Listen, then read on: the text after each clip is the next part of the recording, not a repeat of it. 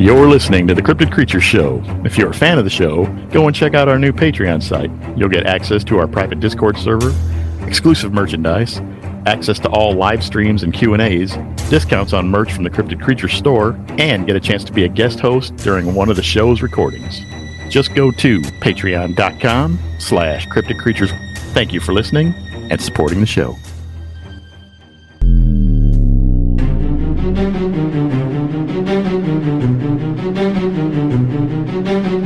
I did see the creature by that house. It was getting ready to cross the driveway, and it looked a lot like the Patterson Gimlin film. It was pretty crazy. So I'd say it must have been like 8 foot tall in comparison to the driveway. I would also say it's male in like the Patterson Gimlin film. And there was a lot of details I could see in the creature that were really stood out to me. I was like probably 150 feet away from it, I'd say.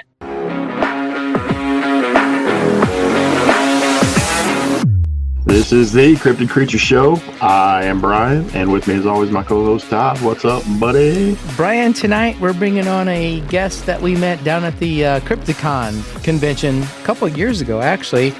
His name is Eric, and he's coming on to talk about a Bigfoot encounter he had down there in southern Indiana. Oh, cool. Actually, Patoka Lake area. So I never really heard about that till we talked to him, but I looked that up. There's a lot of stuff going on down there around Patoka Lake, Indiana. So I'll have to check that out. Anyway, we're going to bring Eric on and see what the heck was going on down there. So are you ready to bring him on? Yep, let's get him. Eric, thanks for being here with us tonight, man. We appreciate it. Yeah. So I think you'd reached out to us in an email, and we were talking a little bit back and forth. You had an encounter. You're in Indiana, right? Southern Indiana, is that right? Yes. And your encounter was at, you said Patoka Lake? Patoka Lake? How do you say that? Patoka Lake. Patoka Lake? Yeah, it's in several counties. It's in like Du Bois, Crawford County, Orange County. It's in a lot of counties. Okay. It's down there, French Lick, is that right? Yeah. Yeah, I was looking at that on a map. It's kind of spread out like the Ozark Lakes, right? A little bit. Yeah. It kind of just stretches out everywhere into that. So you said you were 14 when this happened, right? Yeah, it was. Okay. Why don't you just start from the beginning and tell us what happened to you, man? Yeah, so I'm pretty sure this was on December 14th of 2018.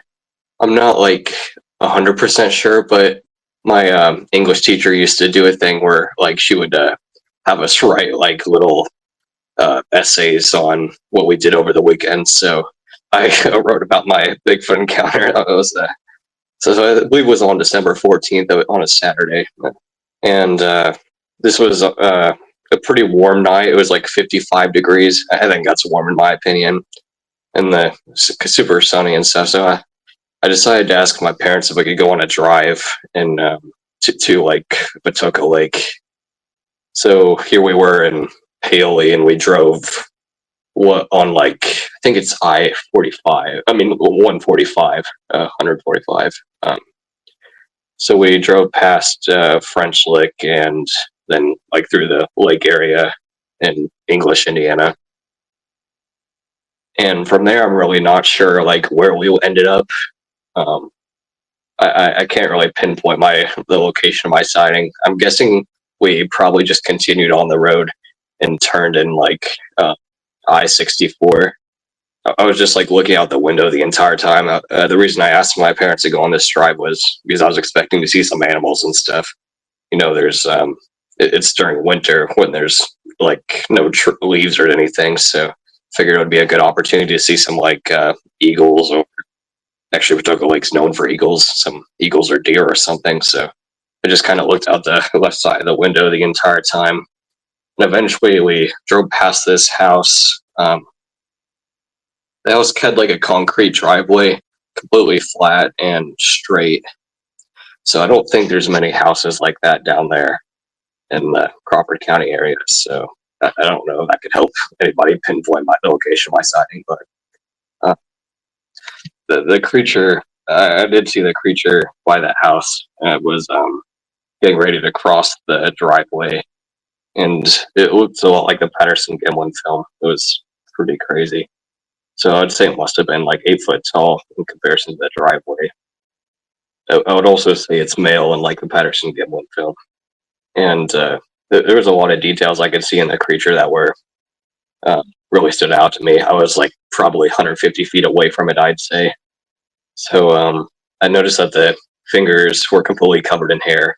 There's a lot of depictions that describe like the entire thing being like the hands being kind of bare of hair and the chest being bare of hair. But I noticed like this entire thing was pretty much covered in hair.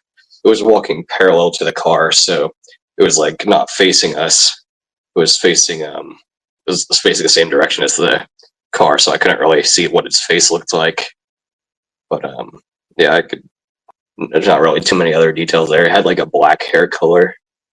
Did you say it walked across the driveway, that long driveway to that house?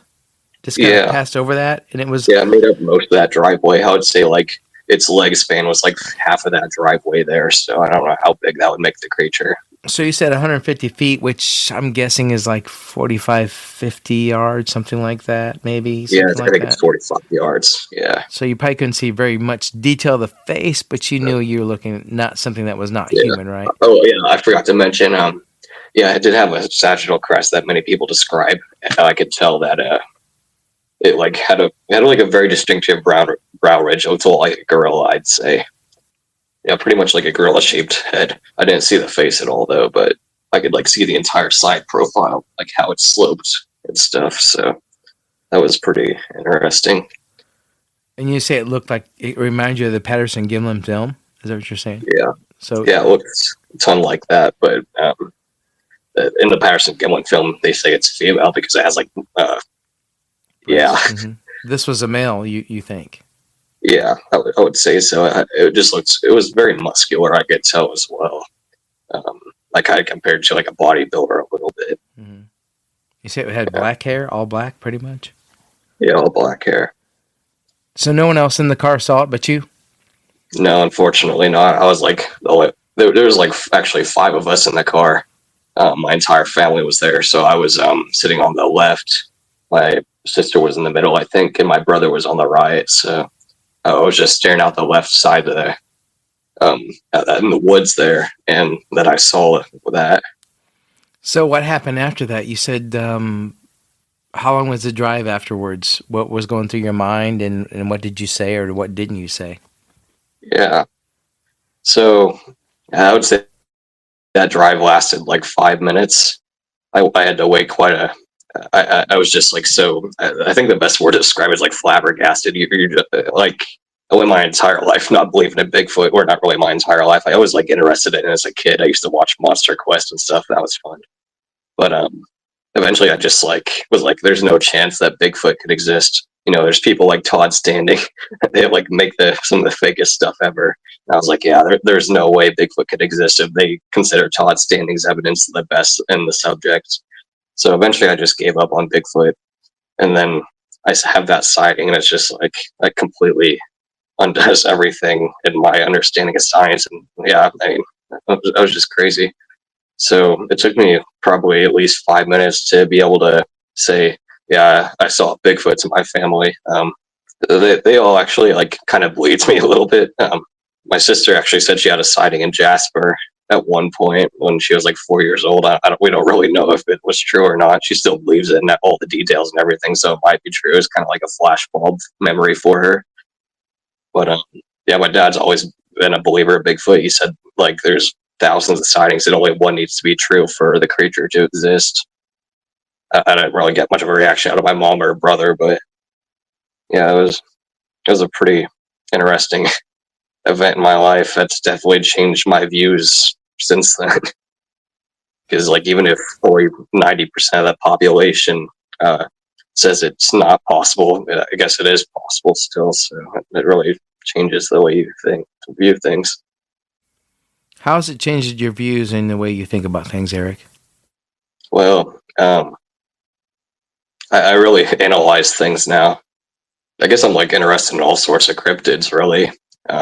It's kind of fun since then, reviewing like data on like the orang pendek and black panthers and stuff, and seeing like what kind of evidence there is of those.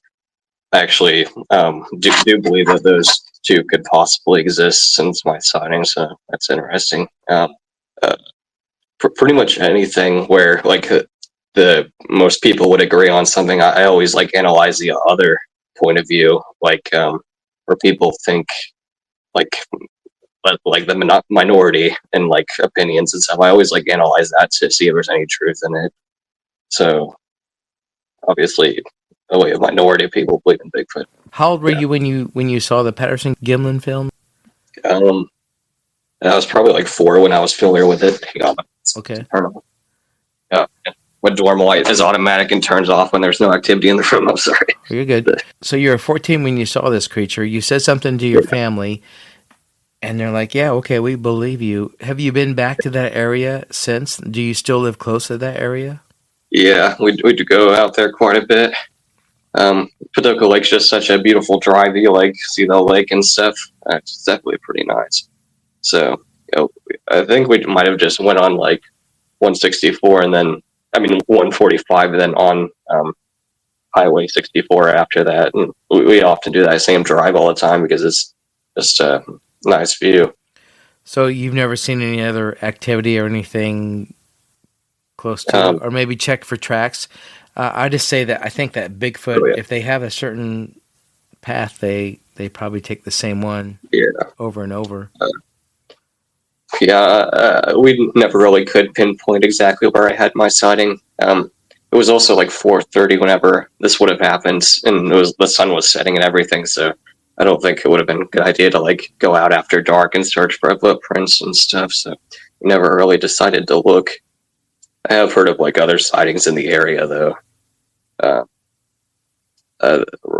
Like a few months after I had my sighting, I was like talking about it at school and stuff. There was a teacher that said she has a nephew that found footprints in Crawford County somewhere. That was pretty interesting. There's a lot going on down there. Yeah. Well, people talk about Brown County, but going south of there into French Lick and in that area, like where you're talking about in that lake, Patoka Lake. Yeah. I mean, there's got to be activity down there. I mean, is there caves down there? A lot of cave systems down there? Do you know anything about that? There's like Marengo Cave. There's a few caves down there. I know there's like one near Hardensburg. Patoka Lake falls all sorts of counties and stuff, and there's quite a bit of caves down here. So what do you do now? Do you go out hiking? You go looking for these guys again? Are you comfortable being out in the woods, knowing that what you saw is out there? Yeah, I love hiking. I hope to find like evidence, maybe if I can. I've recently been doing a bunch of YouTube videos where I go hiking in rivers and stuff. So I think rivers are obviously most likely the best place to find footprints and stuff. There's mud where any kind of animals would have their footprints show up more. So I often find like deer tracks and possums and all sorts of other tracks on the river. So if surely like a giant creature like that would need to get hydrated quite often, go down to rivers. So it seems like rivers would be a good place to follow. We think that too. We think that these creatures use rivers mostly more than they're not. Yeah. For a lot of reasons. I think they can travel through them to keep their footprints hidden. Yeah. I think they travel through them for food, fish, animals coming up to drink. And every river system you see, for the most part, is heavily wooded on either side. So, if they're moving around at nighttime, they hide out somewhere. They find some little cove or cave to sleep during the day or hang out, like whatever. Yeah.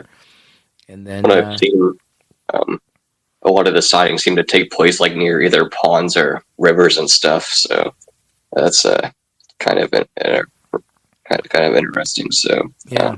I would say like 1 to 2 miles away from bodies of water is where most sightings take place. Yeah, if there's heavy woods and a lot of water and a lot of just little spatches of water here and there, whatever the word you want to use for it, little areas of water down there, then there's always a possibility for Bigfoot creatures or other creatures roaming around, right? Because it's kind of their natural habitat. Yeah. Yeah, I guess since then I found like two interesting things. So I was at this, I think it was in still in Orange County, Indiana. It was like kind of in the border between Orange County and Crawford County. But I was we were rented out a cabin down there, and I went like a kilometer down to the woods. There was like no trails or anything. I just wanted to follow the lake a little bit down in the area. This is right on Patoka Lake, and I found a 12-inch footprint that was like it looked like a human's footprint, but it was a very weird place to see it because it would be very hard to get down there. I had to get through thorns to find it. It's not a very big footprint, so I didn't figure it would be worth like photographing or anything, but that was interesting. So one of the things I found while searching, I was also in Marne State Forest, and I found another 12-inch footprint that was like near a giant pile of pine needles, so it'd be kind of painful to step on for a person, but I kind of attributed that to likely just being a person walking around barefoot. I don't know that. So those were two interesting occurrences. Yeah, the only time I walk around barefoot is on the beach. Yeah, I don't. Yeah, that was actually during like what would have been early May at the time. I'm pretty sure too. So it seems like it would be even weirder for a person to be walking around barefoot down there when it's still kind of coldish. So that was interesting. Yeah, so paranormal is definitely like a pretty interesting subject. There's not really much to do around here in Indiana, I'd say, but there's all sorts of like supposedly haunted locations and stuff, and all sorts of Bigfoot sightings and stuff. So I decided to make a Facebook group called Southern Indiana Paranormal, where I just so if anybody like has a sign they want to report, they could just like submit it to the group, and that could be added. I've had a few interesting reports. There was a person at a school that had like they filmed an orb moving around on its own. I guess you guys want to talk about cryptids and stuff, and probably not ghosts as much, but I have no explanation to like that video that they submitted. It was just like there's a mist behind it too. It wasn't like a bug flying across the screen. Out what it was. It was weird. And then there's also a person that submitted a Bigfoot sign from Ferdinand State Forest, which is pretty interesting. Said it was pretty similar to my sighting. Not too much has happened on there yet, but I have Hang on, I'm trying to look you up here. Hold on. Southern Indiana Paranormal, Cryptids, and Supernatural. There we go. All right. Yeah, I guess I could go into like some of the other things. Okay, tell us more about it. I mean, what made you start it? With your encounter, was that made you start it? And yeah, I kind of hope to find like more sightings in the area of my encounter, and like maybe pinpointing where it was. I still have no idea where it was. It was somewhere in either Tazewell or English, but if I could ever find out where that was, it would be awesome. But I do have a lot of sightings in the area. There was on the Facebook group, there's a photo from guy that said was between English and Tazewell, where there's glowing eyes on a trail camera, and he stood in the exact same spot, and whatever had the glowing eyes would be like 7'5", based on his height of 5'10" in comparison. So it's pretty interesting. And in that same post, I have a picture that the same person found of a, I think he said 16-inch footprint that was from Harrison Crawford State Forest, and another photo he found on the bank of Patoka Lake. So that was a pretty fun post. Another post I have on there is recently I went to the Bigfoot conference in Indiana with one of my dad's coworkers, and he found a footprint that was 17 inches at this place called Lick Creek Trailhead, which is in Paoli, I'm pretty sure. It's kind of in that area. So that was pretty interesting. I went out to Lick Creek Trailhead and haven't really seen anything. What conference was that, Eric? The one that you guys were at. Oh, did I talked to you guys a little bit when I was right. there. Okay, that's right. Yep, I figured that was it. So when did you start the? When did you say you started that? Started it like right after the conference, or right before the conference, actually. Okay. So I guess like before the conference, I was just like pretty interested in the subject, and it was like, it'd be really cool to make a place for people to like gather around and talk about the weird events around. Next year for the Indiana Sasquatch Conference is going to be pretty nice. It was really fun this year, I'd say. Yeah. Did you guys do the conference itself at all, or were you just at the booth? No, we're just vendors. We don't. We're not speakers. We haven't been asked to be speakers. I mean, it'd be different if we had an encounter, but we have not, unfortunately. But we just love Bigfoot so much. We could get up there and talk about Bigfoot. I mean, sure. I mean, Brian could go on for hours. How many podcasts have you done in Indiana? I think I've counted like 6 of your There's podcasts. a lot of Indiana encounters. There really Actually, is. quite a few, yeah. Yeah. I'm going to say that they probably match the top for the amount of encounters. And that could be because we're local and we go to local things and we know people that come and speak to us and that come to us. But honestly, yeah, I think Indiana might hold the record for the amount of encounters after tonight. Yeah. So another thing I've been working on is a map of all the Indiana Bigfoot sightings that I could come across by scouring the internet. Okay. There's a link to it on my Facebook group. I've since made a full map. I just made it for Southern Indiana, but I actually have 387 sightings right now. I've found pretty much everywhere. So you're kind of set up. You could be a speaker next year at the. Are you going to be a speaker next year at the conference? Have you talked to Patty or anybody like that? I mean, about you could talk about your encounter and you could talk about. I know what Patty is. Patty you're talking about. Yeah. Yeah. I mean, you're totally set up for it, right? Yeah. I don't know. I'm not very good at talking. Obviously, pretty nervous to be doing this. I'm kind of warming up a little bit. It'll come to you. I feel like I rushed a little bit. The more you do it, the easier it gets. I think it would be really cool to talk about that map I've been working on. There's all sorts of interesting details and stuff that I found. So, are you a member of our group page on Facebook by chance? I know I think it might be. I know I looked at it once. If you wanted to share that map or send that map out, we can post it on there for you. Yeah, I could do that. Yeah. So how old are you now? You were 14 when this happened. So what are you, 20 something? Yeah, I'm 20, approaching 21 a little bit. Yeah. So look, I'd be pretty young for the other presenters at the conference if I were to present in it. But. So when people talk about Bigfoot or joke about Bigfoot around you, how do you perceive that? Do people know that you've seen it? Do you talk a lot of people about it? Do they joke? Do they joke about it with you, or kind of joke on you about it a little bit? Or yeah, I'm not the most social person ever. Okay. Yeah, I mean, I'm known as the environmental guy. I'm going to school for environmental science, and I'm always known for being the person outdoors and stuff. So okay, nice. But people don't really know me that much about my Bigfoot sighting. Sometimes I usually leave it out to not talk about it. Was it the sighting that made you want to do what you're doing, environmental science? Yeah. Okay. Yeah, I would say so. I mean, I would definitely. I've always wanted a career outdoors. I've always been the kind of person to catch snakes and lizards and all sorts of other things. It's just a fun hobby of mine. I love hiking. Never know what you're going to find, really. So. Well, now you can catch cryptids. Yeah.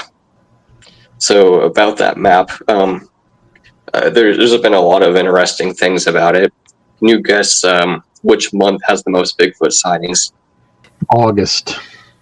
I'm going to say May. Yeah, so from what I've seen, August is pretty close, but October actually seems to have the most Bigfoot sightings, which is pretty interesting. And I don't think there's anything special about that. Yeah, I've seen there's several, at least 20 of them that are in October. But the Patterson Gimlin film was also in October, so that's kind of interesting. I guess that would make sense because that's changed the season. So, do you think these things hibernate like bears? Maybe I was having this conversation with somebody actually tonight earlier. Do you think these things hibernate like bears? Brian's shaking his head no. Do you think these things hibernate like bears? And that's why you don't see them so much in the wintertime. They go hibernate in their caves. And so right before that, they're trying to bulk up, run around, and they're being a little bit non-conspicuous because they just want to get food and would do whatever they can.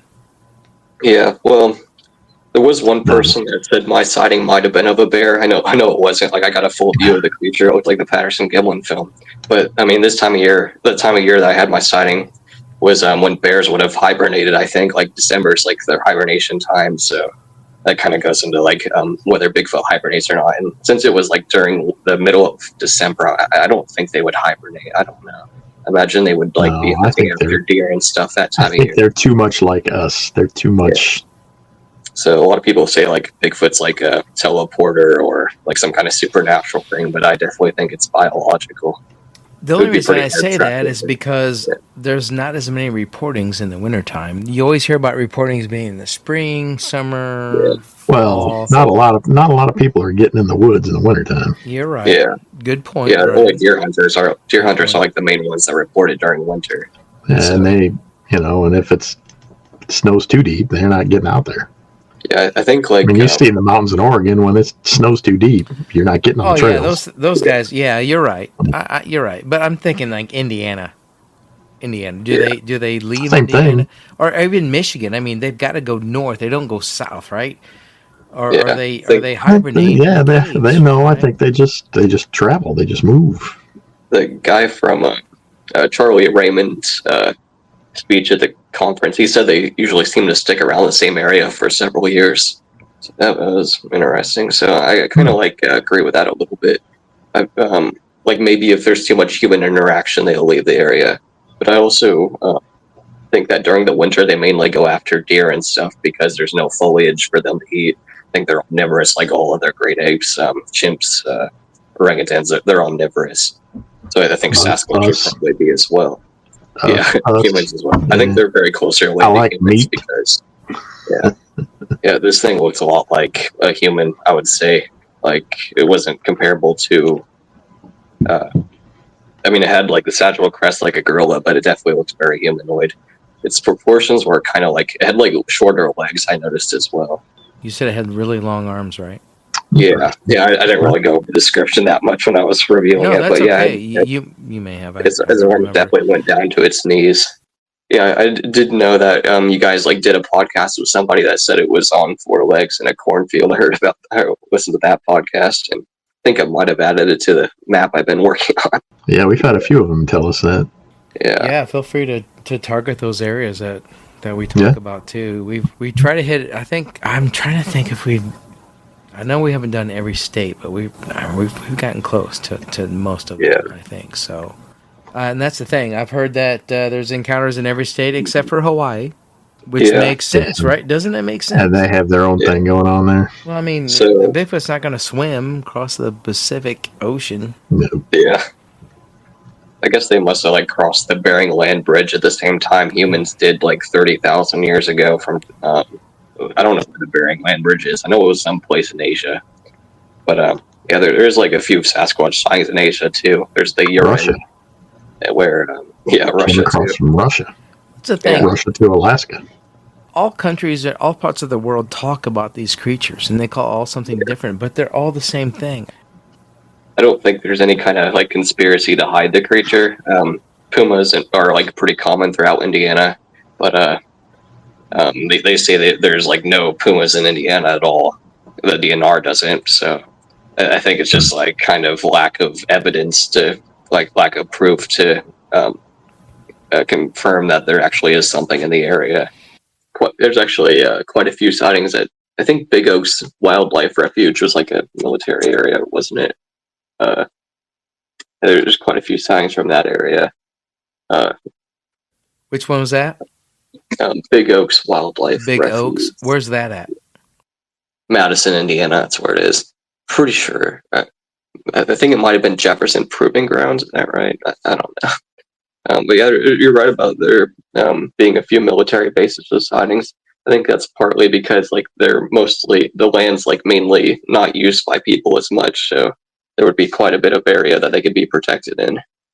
So when we were down there, Patty was talking about Patty, who put on that Indiana Bigfoot conference, was talking about a refuge area where there is a military base, and it might have been Big Oaks, where you were Camp Atterbury is down there in here we go. I think southern Indiana. Yeah, there's a few sightings in Camp Atterbury as well. I have that on the list. It's I'm going to tell you that it's just east of North Vernon, Indiana, and south of Holton, Indiana, if that tells you where it's at.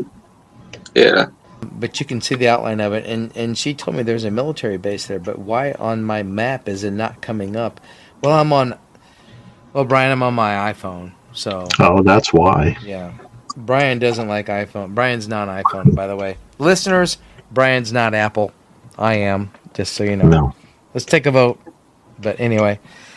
So yeah, I mean, there's so many of those areas around there that have that, and they have that government protection going on. So I mean, that tells you something right there alone, I would think. But Yeah, there was a third one at a military base I have on here as well. That was by a person named Dahlia. She didn't give her full name, but she was on this YouTube video called "Searching for Sasquatch 9," and she was like interviewed, and she said it was Are you talking near- about Jason Kinsey and his Searching for Sasquatch? Yeah. Okay. Yeah. I think Bigfoot's been around for a long time. I mean, what do you think they are? Do you think they've been here for a long time before us? As long as us? Do you think they're like cavemen? I mean, are they not of this world? What's your thoughts on them? I think that humans most likely evolved from apes like Australopithecus.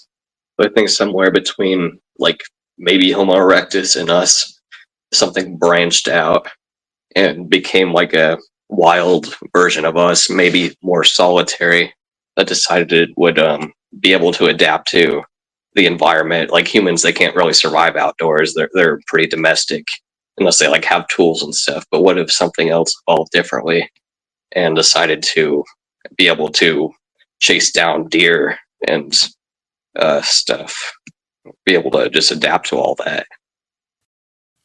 Eric, it was great having you on the show tonight, man. Oh yeah. Yeah, it was very cool. We appreciate you being here with us tonight, Eric. And your Facebook page again was for the listeners. Southern Indiana Paranormal. That I put cryptids and supernatural at the end because there's a few others, but Okay. so Southern Indiana Paranormal, cryptids and supernatural. All right, Yeah. Eric, it was great having you on again, man. Thank you so much. Yeah, We look forward to seeing it you was soon. okay enough. Yeah. I know I kind of rushed through the beginning there, but for inviting me. That's all right. You did all right. Yeah, Yep. you did great, Yeah. man. Yep. Yeah, thanks. All right. All right. We'll see you soon. Take care, You brother. guys have a good night. As always, it was cool to have another Indiana encounter going on the show. And That's cool. yeah, Eric, like I said, he came up and talked to us a couple times at Crypticon and came up after we recorded, this last show. And, it's good having him on. Well, Crazy to think that Bigfoot's in Indiana, but there's so many know. encounters. there's a lot more going on here than I ever imagined. Listeners, thank you guys for being here so much. Please be sure to check out our Patreon at Cryptid Creatures. You guys can choose different levels. You can join for free. You can see all kind of content that we got putting out there, extra content. We're putting more and more fun stuff all the time. We are videos and shorts and all kinds of stuff. So be sure to check that out.